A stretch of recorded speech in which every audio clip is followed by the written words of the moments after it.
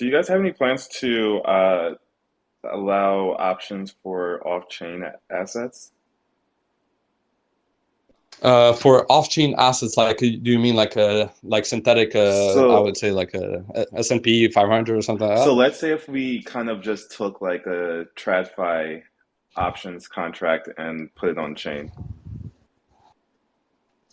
Um, I think that gets a bit complicated on the because like to put an option on chain, like we would have to basically create a synthetic representation of that option, and basically the problem there would be regulation, right? So that's why nobody that's why nobody's touching that, I believe, at the moment. But yeah, like for sure, it's something that we can look forward to, but until regulation stuff like clears up, right? I don't think it's like feasible right now. Yeah, that makes a lot of sense. And I mean, like, what's your overall viewpoint on the regulatory outlook right now for DeFi options, just in general? Um, I mean, regulatory wise, I'm not like this a specialist in regulation and stuff.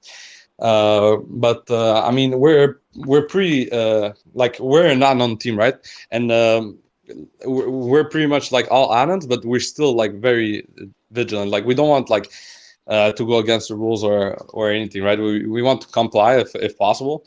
But it is what it is. Like there's no like clear path to it, right? Like right now everything is a mess in DeFi. So we have like restricted on Dopex, we have restricted the US. We have made basically how you call that, like geo block location from the US. We have to like taken like some efforts towards that just to make sure that we have no problems there. But the yeah, until like things settle down, the dust settles, like there's not much we can do, right? Yeah, that makes a lot of sense. Yeah, it's just like waiting and seeing what happens.